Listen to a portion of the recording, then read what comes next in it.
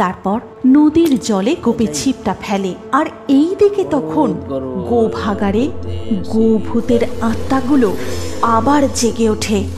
তবে আজ 3টে গোভূত নয়, তাদের সাথে আরো একজন যোগ দিয়েছে। আজ অনেকটা রাত হয়ে গেল। পুরনো বাঁধের এই জঙ্গল এত ঘন যে চাঁদের আলো ঠিক করে মাটিতে এসে পড়ে না। আজ আমার লণ্ঠনের আলোটাও আবার ক্ষীণ হয়ে আসছে। মনে হয় সন্ধ্যায় মা লণ্ঠনে কেরোসিন দিতে ভুলে গেছে। জোরে পা চালাই। লণ্ঠন নেবার আগে আমাকে এই জঙ্গল পার করে যেতেই হবে। পুরনো বাঁধের জঙ্গল ও তারপর এক অতিকায় বাঁশ বাগান পেরিয়ে পরে ফাঁকা মাঠ। মাঠ পেরিয়ে কিছুটা দূরেই দামোদরের নদী। সেই নদীতেই গোপে মাঝে মধ্যে তার হাত ছিপ দিয়ে মাছ ধরতে যায়। ফাঁকা মাঠে চাঁদের আলোর কোনো অভাব হয় না।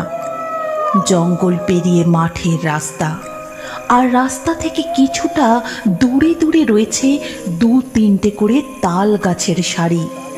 আর তার পাশেই রয়েছে এক গোভাগার।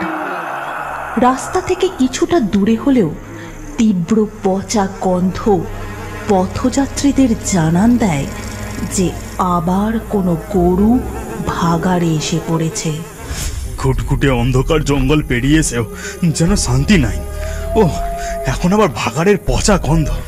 পারা যায় না বাবা। মনে এ কথা বিড়বিড় করতে করতে গোপে হেঁটে চলে। গোপের মনে সাহসের কোনো অভাব নেই। সে প্রায়ই দেখে পুরনো বাঁধের জঙ্গলে গাছের ডালে শাকচুন্নি ডাইনি লম্বা লম্বা পা ঝুলিয়ে বসে আছে। কেউ খিলখিল করে হাসে, কেউ আবার খুব জোরে কেঁদে ওঠে। এইসব দেখে দেখে গোপের অভ্যাস হয়ে গেছে। কোনোদিনও কোনো ভূত প্রেত গোপের কোনো ক্ষতি করতে পারেনি। কিন্তু ভাগাড়ের আজ এই দৃশ্য দেখে তার রক্ত জল হয়ে গেল। সে জীবনেও কল্পনা করতে পারেনি যে এমনও কিছু হতে পারে। আমি কি দেখছি? এটাও কি বাস্তবে হয়? ঠাকুরদার গল্পে অনেক আগে শুনেছিলাম বটে, কিন্তু আজ নিজের চোখে এমন ভয়ঙ্কর দৃশ্য দেখব সেটা কল্পনাও করিনি। এই মুহূর্তে আমার এগোনো আর উচিত হবে না। এক্ষুনি গাছের আড়ালে লুকিয়ে পড়ি। গোপে দেখে ভাগাড়ে পড়ে থাকা হাড় গোড় বেরোনো গরুগুলির দেহ থেকে কেমন যেন নীল আলোর মতো বেরোচ্ছে। আর তার পরক্ষণেই সেই আলো গোভূতের রূপ ধারণ করছে। কি ভয়ঙ্কর কালো মিশমিশে চেহারা! মুখগুলো যেন দানবের মতো, দাঁতগুলো ধারালো, লাল টকটকে চোখ। এমন করে পর পর 3টি মরা গরুর আত্মা জেগে উঠে গোভূতের রূপ ধারণ করে। তারপর তারা গর্জন করতে লাগলো।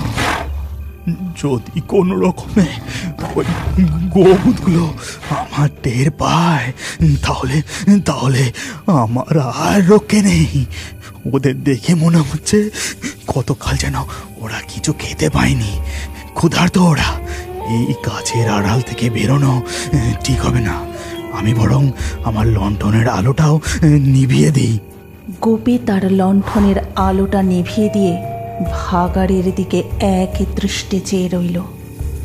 গোভূতগুলো ভাগাড়ের চারিদিকে ঘুরে বেড়াচ্ছে, আর মাঝে মধ্যে খিদের জ্বালায় গর্জন করে উঠছে। বেশ কয়েক ঘন্টা এমন ঘটনা চলতেই থাকে। তারপর ধীরে ধীরে ভোরের আলো ফুটতে শুরু করে।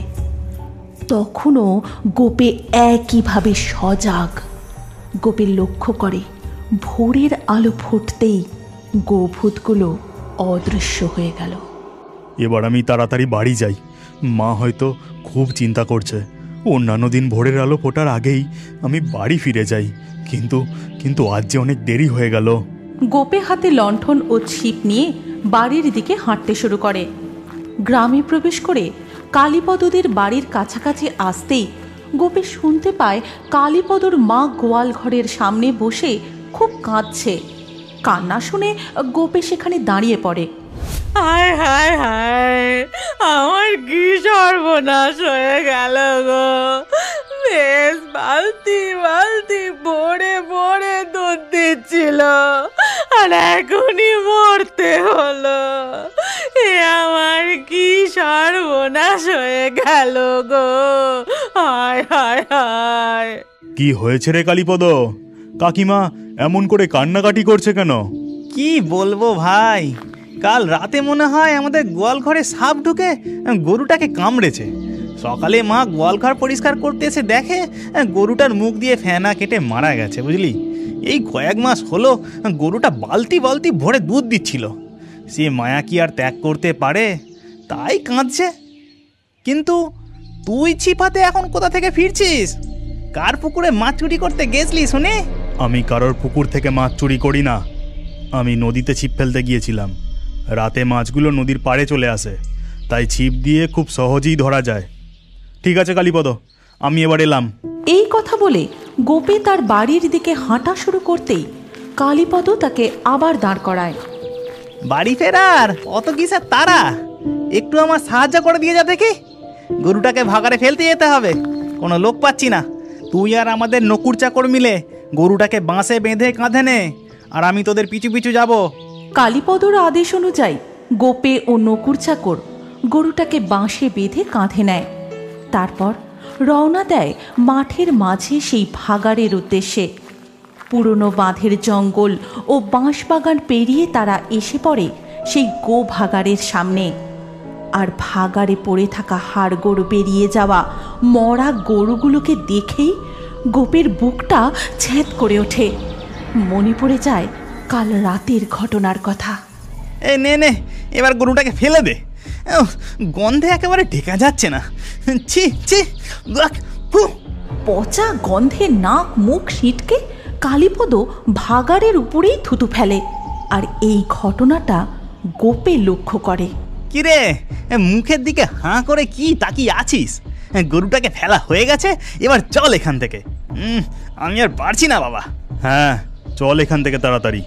তোর এখানে আর বেশিক্ষণ দাঁড়ানো ঠিক হবে না। তারপর গোপে, কালীপদ আর নকুর চাকর গ্রামের দিকে ফিরতে থাকে।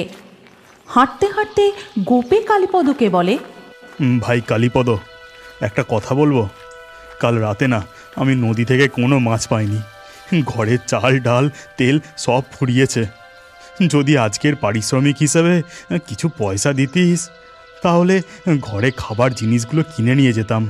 চুরি করিস তো লোকের পুকুর থেকে মাছ, মনে হয় ধরা পড়ে গেছিস তাই মাছ পাসনি।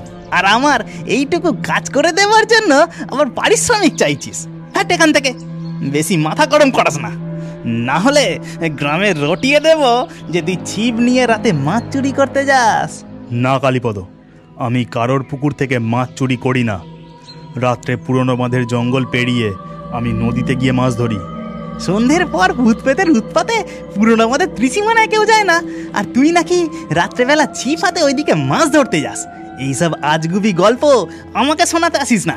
তোর বিশ্বাস না হলে আজ রাতে তুই আমার সাথে চল। আমি তোকে দেখাবো যে পুরনো বাঁধের জঙ্গল কেন। সেই জঙ্গলের ভূতেদেরও আমি ভয় পাই না। আর আমি নদী থেকে কেমন করে মাছ ধরি সেটাও তোকে দেখাবো। ঠিক আছে, তাহলে আজ রাতেই না হয় আমি তোর সঙ্গে যাব। যদি নদী থেকে মাছ ধরে দেখাতে না পারিস, তাহলে দেখিস তোর কি হয়। পথে এই সমস্ত কথাবার্তা বলতে বলতে কালীপদ তার বাড়ির সামনে চলে আসে। আর গোপেও তার নিজের বাড়ি ফিরে যায়। হ্যাঁ রে বাবা, এতক্ষণ কোথায় ছিলি? ভোর হবার আগেই তো তুই চলে আসিস। আজ তো বেলা গড়িয়ে দুপুর হতে চলল। আমি যে চিন্তায় চিন্তায় একেবারে অস্থির হয়ে উঠেছিলাম। কাল নদীতে কোনো মাছ পাইনি, তাই ভোর পর্যন্ত ছিপ হাতে বসেছিলাম, তাও কোনো মাছ জুটল না। মা, আমার খুব জোর খিদে পেয়েছে, খেতে দাও। ঘরে যে চাল ডাল তেল কিছুই নেই বাবা। দুমুটো খুদ পড়েছিল, সেটাই সেদ্ধ করেছি। আজ এইটুকুই খেয়ে নে বাবা। গোপে তৃপ্তি ভরে খাওয়া দাওয়া করে দুপুরে ঘুমিয়ে পড়ে। তারপর সন্ধ্যা হয়ে যায়। সন্ধেবেলা যথারীতি গোপে তার লণ্ঠন ও ছিপ হাতে বেরিয়ে পড়ে। তারপর কালীপদদের বাড়ির সামনে এসে তাকে ডাকতে থাকে। ভাই কালীপদ, কালীপদ, বাড়িতে আছিস নাকি? আমি মাছ ধরতে গেলাম। তারপর কালীপদ প্রস্তুত হয়ে হাতে একটা টর্চ নিয়ে বাড়ি থেকে বেরিয়ে আসে ও গোপের সাথে হাঁটা শুরু করে। কিছুটা হাঁটতে হাঁটতে তারা দুজন পুরনো বাঁধের জঙ্গলে প্রবেশ করে। চারিদিকে তখন নিস্তব্ধ, আর ঝিঝি পোকার ডাক শোনা যাচ্ছে। বলি গোপে, তোর এই টিমের লণ্ঠনের আলোয় চোখে ঠিক দেখতে পাস? জঙ্গলে যা সাপ খোপের উপদ্রব, তোর এই লণ্ঠনের ওপর আমার কোনো ভরসা হলো না। দেখ, আমি আমার দামি টর্চ লাইটটা নিয়ে এসেছি, দেখেছিস এর আলোর কত জোর? এই কথা শেষ হতেই কালীপদ লক্ষ্য করে গাছের ডালে লম্বা লম্বা পা ঝুলিয়ে কারা যেন বসে আছে, আর তাদের নজর শুধুমাত্র এই রাস্তা দিয়ে হেঁটে যাওয়া তাদের দুজনের উপর। এরপরে হঠাৎ এক বিচ্ছিরি হাসির আওয়াজ গোটা জঙ্গলকে কাঁপিয়ে দেয়। ওরে বাবা রে, গাছের ওপর ওরা কারা রে? গোপে, তুই তো দিব্যি হেঁটে যাচ্ছিস দেখছি, তোর কোনো ভয় লাগছে না? চুপচাপ আমার পাশাপাশি হেঁটে চল, একদম কাজ ছাড়া হবি না। আর খবরদার, এদিকে ওদিকে কোথাও তাকাবি না। এরপর তারা বেশ কিছুটা পথ এগিয়ে পৌঁছায় সেই ফাঁকা মাঠে। ইস বাবা, কি দুর্গন্ধ! গোপে, তুই আমায় কোথায় নিয়ে যাচ্ছিস ঠিক করে বলতো? মুখ বন্ধ কর, নইলে প্রাণে মারা যাবি। আর ভুল করেও এত রাতে যেখানে সেখানে থুতু ফেলবি না। গোপের এই কথা শেষ হবার আগেই কালীপদ ভাগাড়ের গরু পচার গন্ধে বেশ কয়েকবার থু থু করে রাস্তার পাশেই থুতু ফেলে। তোকে আমি বারবার বারণ করা সত্ত্বেও এই জায়গাতে এমন সময় থুতু কেন ফেললি? তাড়াতাড়ি পা চালা, আমাদের আবার মাছ ধরে ফিরতে হবে। আরে ফাঁকা মাঠ, কেউ কোথাও নেই, একটু থুতু ফেলেছি তো কি এমন হয়েছে? তারা দুজন হাঁটতে হাঁটতে নদীর ঘাটে এসে পৌঁছায়। গোপে তার হাত থেকে লণ্ঠনটা ঘাটে নামিয়ে রাখে। তারপর নদীর জলে গোপে ছিপটা ফেলে। আর এই দিকে তখন গোভাগাড়ে গোভূতের আত্মাগুলো আবার জেগে ওঠে। তবে আজ 3টে গোভূত নয়, তাদের সাথে আরও একজন যোগ দিয়েছে। আর গোভূতগুলো জেগে উঠতেই তারা আবারও গর্জন করতে লাগলো। সকালে একজন মানুষ আমাদের ভাগাড়ে থুতু ফেলে গেছে। এখানে নাকি আমাদের শরীরের পচা গন্ধ। একবার যদি তাকে পূর্ণিমার রাতে আমাদের নাগালে পায়, তাহলে বেটাকে চিড়ে চিবিয়ে খাবো। এই কথা বলেই সেই গোভূত মাটির উপর কি যেন একটা গন্ধ শুঁকতে লাগলো। আর সেই গন্ধ শুঁকতে শুঁকতে ভাগাড়ের পাশের রাস্তায় চলে আসে। গন্ধটা খুব টাটকা। সকালে যে বেটা আমাদের ভাগাড়ে থুতু ফেলেছিল, এটা তারই শরীরের গন্ধ। কিছুক্ষণ আগে এই পথ ধরেই ফিরেছে, নয়তো বেটা কোথাও গেছে। এই কথা বলে গোভূতটা প্রচণ্ড জোরে গর্জন করে ওঠে।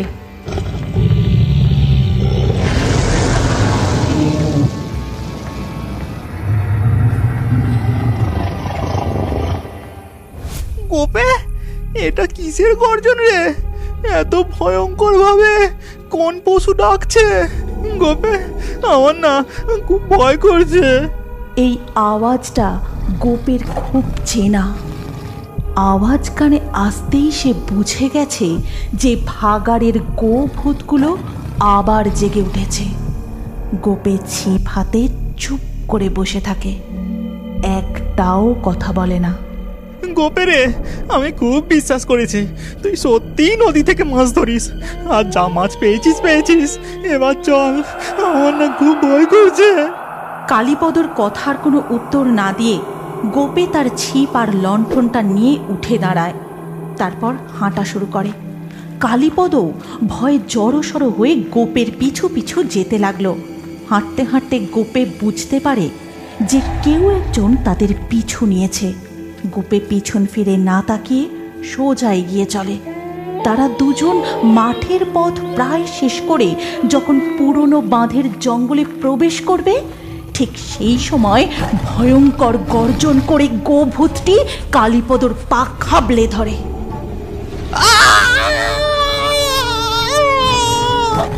গোভূতটি টেনে হিচড়ে কালীপদকে ভাগাড়ের দিকে নিয়ে যায়।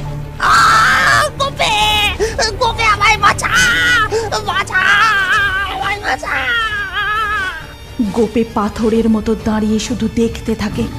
সে বুঝতে পারে না তার বন্ধু কালীপদকে বাঁচানোর জন্য সে এগিয়ে যাবে না গ্রামের পথের দিকে দৌড়ে পালাবে।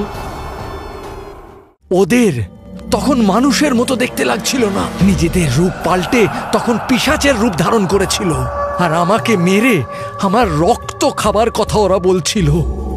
আমি আর কিচ্ছু না ভেবে ওই ঘরের দরজাটা আমি বাইরে থেকে লাগিয়ে দিলাম, আর আমি দৌড়তে শুরু করলাম।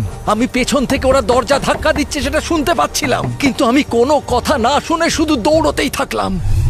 মুরলীধর নামের এক গ্রামে 4 বন্ধু অমল, রঞ্জন, বিকাশ আর বিনোদ থাকত। গ্রামের শেষ প্রান্তে একটি পুরনো বাড়ির একটি ঘরেতে তারা প্রতিদিন সন্ধ্যাবেলায় গল্প করার জন্য জমা হতো। প্রতিদিনের মতোই সেই সন্ধ্যাবেলাতেও তাদের সেখানে আসার কথা ছিল। সর্বপ্রথম বিনোদ সেখানে আসে এবং আসার পর বাকি সকলের জন্য সেখানে অপেক্ষা করতে থাকে আর ভাবতে থাকে, কি জানি আজকের ওয়েদার এত খারাপ কেন? মনে হচ্ছে বৃষ্টি আসবে। সবাই এসে যাক, তারপর বৃষ্টি আসুক তাও ঠিক আছে, নয়তো কে কোন রাস্তায় আটকে পড়বে। বিনোদ ভাবনায় ডুবেছিল। ঠিক তখনই রঞ্জন আসে। আরে তুই এসে গেছিস? আরে আমি তো ভাবছিলাম যে আমি বোধহয় আগে পৌঁছেছি। আরে আজকের ওয়েদারটা দেখ, অন্যরকম না? হ্যাঁ, রাস্তাঘাটও কত ফাঁকা, আর ঘড়ির সময় অনুসারে সন্ধে হতে তো অনেক সময় বাকি আছে, কিন্তু দেখ বাইরেটা পুরো অন্ধকার হয়ে গেছে। আরে একবার অমল আর বিকাশ ঠিকঠাক এখানে পৌঁছে যাক, তারপর যত খুশি ঝড় বৃষ্টি হোক, কারণ আমরা তো সবাই একসাথে নিরাপদ জায়গায় থাকবো। হ্যাঁ, এটা তো তুই ঠিকই বলেছিস, কিন্তু আজকের ওয়েদারটা একটু অন্যরকম। জানি না আজকে কি অঘটন ঘটবে। আরে অন্যরকম তো বটেই। আরে তুই একদম চিন্তা করিস না, আরে কিচ্ছু হবে না। দেখ ওয়েদার তো একটু আধটু এদিক ওদিক হয়। রঞ্জন এবং বিনোদ নিজেদের মধ্যে কথা বলছিল, তখন অমল আসে। কতটা অন্ধকার হয়ে গেছে দেখেছো? আমি তো ভেবেছিলাম তোমরা সবাই এসে গেছো, কিন্তু এখানে এসে তো দেখছি বিকাশ এখনো এসেই পৌঁছয়নি। কিন্তু বাইরে তো বৃষ্টি শুরু হয়ে গেছে, এবারও কি করে আসবে? আরে চলে আসবে চলে আসবে। দেখ এমনিতেও বিনোদ খুব চিন্তায় আছে, তুই আবার এসব বলতে শুরু করিস না। এক কাজ কর, দরজাটা দিয়ে দে আর চুপ করে বসে পড়। তখন হঠাৎই খুব জোরে একটা বাজ পড়ার শব্দ হয়, আর সঙ্গে সঙ্গে ঘরের আলোগুলো নিভে যায়। অমল দরজা বন্ধ করে দেয় এবং সাথে সাথে বাইরের ওয়েদার ভীষণ খারাপ হয়ে যায়। আবহাওয়া এত খারাপ হয়ে যায় যে বাইরে আর কোনো কিছুই ভালো করে দেখা যাচ্ছিল না। তার উপরে অন্ধকার গাঢ় হয়ে এসেছিল। উফ, আজকের যা ওয়েদার না, পুরো ভূতের গল্প শোনার মতো। রঞ্জন, তোর কাছে তো অনেক ভূতের গল্পের ভান্ডার আছে। আরে তোর ভান্ডারটা তো খোল, কিছু তো শুনি। কিন্তু রঞ্জনের গল্প তো বিকাশ সব থেকে বেশি পছন্দ করে, ওকে ছাড়া আমরা কিভাবে শুনবো? ঠিক আছে, শুরু করে দি। ও এলে না হয় আরেকবার প্রথম থেকে বলতে শুরু করব, কিন্তু কারুর কাছে যদি একটা টর্চ হতো তাহলে খুব ভালো হতো, না হলে এই ওয়েদারে বাড়ি যেতে কিন্তু সবার সমস্যা হবে। হ্যাঁ, এই কথাটা তুই ঠিকই বলেছিস, কিন্তু ভগবানের অনেক অনেক কৃপা, বুঝলে, অন্তত আমাদের কাছে তো ছাতা তো আছে। তখন হঠাৎই কাছাকাছি কোথাও বাজ পড়ল। বাজ পড়ার শব্দতেই সবাই খুব চমকে উঠেছিল। ঠিক তখনই বাইরের দরজায় জোরে জোরে কেউ ধাক্কা মারতে শুরু করে। কে? বাইরে কে? বিনোদ জিজ্ঞাসা করলো, কিন্তু কেউ কিছু জবাব দিল না। এদিকে দরজায় ধাক্কা বেড়ে যাচ্ছিল। আরে কে রে ভাই? আরে উত্তর তো দিয়ে দে, উত্তর দিচ্ছিস না কেন? এই রকম ওয়েদারে বাড়ির থেকে কেন বেরিয়েছিস সেটা তো বলে দে। মনে হচ্ছে ভূতের গল্প শুনে ভূত নিজেই হাজির হয়ে গেছে। দরজাটা খুলে দেখি, মনে হয় বৃষ্টিতে কারোর আশ্রয়ের প্রয়োজন। এই কথা বলে অমল গিয়ে দরজাটা খোলে, কিন্তু খুব অন্ধকার হয়ে থাকার জন্য সে বাইরের কিছুই দেখতে পাচ্ছিল না। তারপর সে বিদ্যুৎ চমকানোর আলোয় যা দেখতে পেল সেটা দেখে সে খুবই ভয় পেয়ে গেছিল। আরে বিকাশ, কখন থেকে আমরা জিজ্ঞাসা করছি কে কে, উত্তর দিচ্ছিলিস না কেন? আচ্ছা আগে ভেতরে আয়। বুঝতে পারছি না তোকে এরকম আলাদা আলাদা কেন লাগছে। আমাকে ছেড়ে রঞ্জন গল্প বলতে শুরু করেছিল, তাই আমি খুব রেগে গেছি, আর তাই আমি উত্তর দিচ্ছিলাম না। কিন্তু তোর গলার আওয়াজের কি হলো? এত আলাদা আলাদা লাগছে কেন? আরে কিছু না, ভিজে গেছি তো, তাই বোধহয় ঠান্ডা লেগে এরকম হয়েছে। কিন্তু বুঝতে পারছি না, এই বিকাশ আসার পর থেকেই ঘরে এত ঠান্ডা লাগছে কেন? আরে না না, সেরকম কিছু নয়। তুই হট করে দরজাটা খুলেছিস, তাই বাইরে থেকে ফুরফুর করে ঠান্ডা হাওয়া ঢুকে পড়েছে। এবার সবাই একটা কাজ করো, চুপ করে বসে যাও, কারণ আমি গল্প শুরু করতে চলেছি। এই কথা বলে রঞ্জন গল্প বলা শুরু করে। দেখ, তোরা সবাই তো খুব ভালো করেই জানিস, কিছু বছর আগে আমি একটা গ্রামে একটা ব্যাংকে কাজ করতাম। তো আমি যেই বাড়িটাতে থাকতাম সেটা ব্যাংকের থেকে একটু দূরেই ছিল। আমার সাথে রামু কাকা বলে একজন থাকতো, আর রামু কাকাই আমার সব দেখাশুনো করত। বিকেল বেলায় যখন বাড়ি যাওয়ার সময় হতো তখন রোজ রামু কাকা আমাকে নিতে আসতো। একদিন ব্যাংকে খুব কাজের চাপ ছিল, তো রামু কাকা যখন আমাকে নিতে ব্যাংকে এলো তো আমি ওর সাথে তখন যেতে পারলাম না। রামু কাকা আমার সাথে ওখানে থাকতে চেয়েছিল, কিন্তু আমি ওকে বকে বাড়ি পাঠিয়ে দিলাম, আর রামু কাকা দুঃখ পেয়ে বাড়ি ফিরে গেল। কিন্তু যাবার সময় আমায় ওই জঙ্গলের রাস্তা দিয়ে বাড়ি ফিরতে বারণ করে গেল, আর কেউ ডাকলেও আমি যেন সঙ্গে না যাই এটা বারবার বারণ করে গেল। কিন্তু ওই দিন কাজ করতে করতে রাত হয়ে গেল, বাইরে তো ততক্ষণে ঘুটঘুটে অন্ধকার। আজকে যতটা ততটা না হলেও তবুও খুব জোরে বৃষ্টি শুরু হয়ে গেল। কিন্তু দেরি হয়ে গেছে আমার, এটা ভেবে আমি ব্যাংক থেকে বেরিয়ে আমি বাড়ির দিকে হাঁটা শুরু করলাম। আর তাড়াতাড়ি বাড়ি পৌঁছতে হবে ভেবে আমি জঙ্গলের রাস্তা দিয়ে যাব এটাই ঠিক করলাম। আর তারপর হঠাৎ করে বৃষ্টিটা জোরে শুরু হলো, আর আমি একটা গাছের তলায় এসে দাঁড়ালাম। আর ঠিক তখনই কেউ যেন আমাকে পেছন থেকে ডাকলো, আর আমার এই অবস্থা দেখে আমাকে ওর সাথে ওর বাড়িতে যাবার জন্য অনুরোধ করলো। আর আমি ততক্ষণে পুরো ভিজে গেছিলাম, আর তাই ঠান্ডাও আমার খুব লাগছিল। তখন আমি ভাবলাম, ঠিক আছে, বৃষ্টি কমে গেলে আমি বাড়ি চলে যাব, ততক্ষণের জন্য এর সাথেই বরঞ্চ যাই। তারপর ওর সাথে চলতে চলতে একটা খুব পুরনো বাড়ির সামনে এসে আমরা দাঁড়ালাম, আর ওই বাড়িটা একদম ঘন জঙ্গলের মধ্যে ছিল। আমি প্রথমে একটু ভয় তো পেয়েছিলাম, কিন্তু আমি এতটাই বৃষ্টিতে ভিজে গেছিলাম যে কিচ্ছু না ভেবে বাড়ির ভেতরে ঢুকে পড়লাম। বাড়ির ভেতর ঘুটঘুটে অন্ধকার, কিন্তু তবুও ওই লোকটার বউকে আমি ঠিক দেখতে পেলাম। তারপর ওরা আমাকে একটা রুমের মধ্যে নিয়ে গিয়ে আমাকে বসার জন্য অনুরোধ করলো, আর তারপর ওরা দুজনে ওখান থেকে চলে গেল। আমি অনেকক্ষণ ওখানে বসে থাকলাম, আর আমার খুব ঠান্ডাও লাগছিল। তাই আমি ভাবলাম যে ওদের কাছে গিয়ে আমার জন্য কিছু পোশাক চেয়ে নিই। এটা ভেবে আমি ওই ঘরের বাইরে আস্তে করে বেরোলাম, আর ওই ঘরের সামনে যে ঘরটা ছিল সেখান থেকে ফিস ফিস করে কিছু কথা ভেসে এলো। ওই ঘরের দরজাটা একটু খোলা ছিল, আর সেটা দিয়ে আমি যেটা দেখলাম সেটা দেখে আমার পায়ের তলার মাটি সরে যাচ্ছিল। ওদের তখন মানুষের মতো দেখতে লাগছিল না, নিজেদের রূপ পাল্টে তখন পিশাচের রূপ ধারণ করেছিল, আর আমাকে মেরে আমার রক্ত খাবার কথা ওরা বলছিল। এই কথাটা আমি ভালো করে বুঝতে পেরে গেলাম যে আমি মৃত্যুর সামনে এসে দাঁড়িয়ে পড়েছি। আর তখনই রামু কাকার সেই কথাটা আমার মনে পড়ে গেল যে আমাকে কারুর সাথে যেতে ও কেন বারবার বারণ করেছিল। আমি তখন নিজেকেই দোষ দিচ্ছিলাম, কিন্তু আমাকে খুব তাড়াতাড়ি নিজেকে বাঁচানোর উপায় বার করতে হতো। আমি আর কিচ্ছু না ভেবে ওই ঘরের দরজাটা আমি বাইরে থেকে লাগিয়ে দিলাম, আর আমি দৌড়তে শুরু করলাম।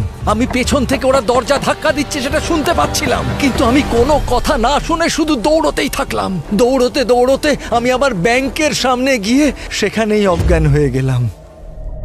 সকালে যখন আমার চোখ খুলল, আমি দেখলাম আমি বাড়িতে আছি।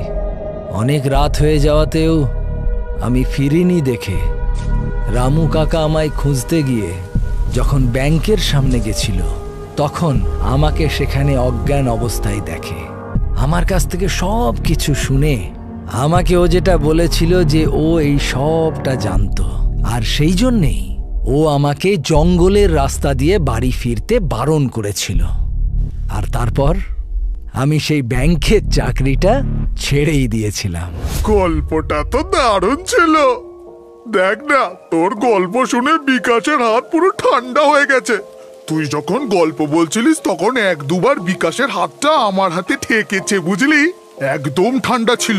কিরে বিকাশ, ভয় পেলি নাকি? কিন্তু অমলের কোনো কথার জবাব বিকাশ দিল না। তারপর হঠাৎই আলো চলে এলো। তখন সবাই মিলে আরো চমকে গেছিল, কেননা সেখানে বিকাশের আর কোনো চিহ্নই ছিল না। কোথায় গেলি বিকাশ? আরে দরজা বন্ধ ছিল, গেল কি করে? আরে দরজাটা তো খোলাই আছে, বন্ধ কোথায়? কিন্তু আজকে ও এত তাড়াতাড়ি কেন চলে গেল? আরে বৃষ্টি থেমে গেছে, এই জন্যই হয়তো তাড়াতাড়ি চলে গেছে। কিন্তু এরকম অদ্ভুত ব্যবহার তো কোনোদিন করে না, কি জানি কি হয়েছে। এই কথা বলে সবাই নিজেদের নিজেদের বাড়ির উদ্দেশ্যে রওনা দিল। কেউই বিকাশের কোনো খবর পেল না।